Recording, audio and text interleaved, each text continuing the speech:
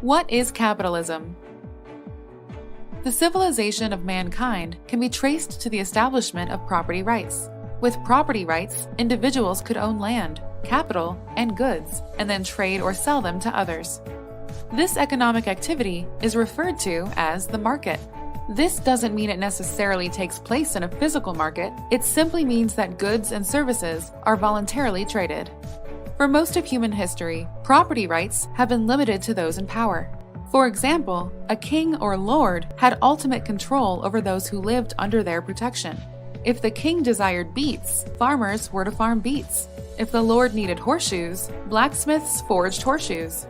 Ordinary people had the ability to trade among themselves, but those in power could direct their production if they so desired, or punish those who resisted. The emergence of capitalism changed this. Capitalism is mass production of goods to satisfy the needs of the greatest number of people. Capitalism was revolutionary by recognizing property rights for all, regardless of background and social standing. Under capitalism, even the most vulnerable in society had an absolute claim to their own labor and property. It did not guarantee equality of property, but capitalism eliminated any right by anyone else to infringe upon it.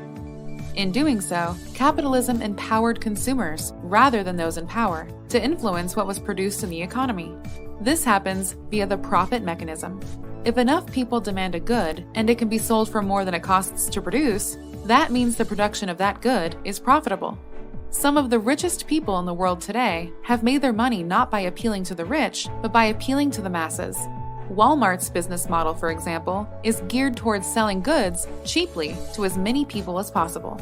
Critics of capitalism try to condemn it as greed. This is false. Greed and envy are human vices, and they exist in any economic system.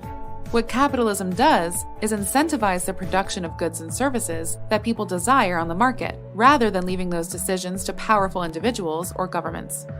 Throughout human history, we have seen property rights and markets lift billions of people out of poverty. Everywhere in the world, property and economic freedom are correlated with improved quality of life, health, and life expectancy. Capitalism is a peaceful system of collaboration between producers and consumers, and functions by the wants and needs of the greatest number of people. The government plays no role in a truly capitalist system.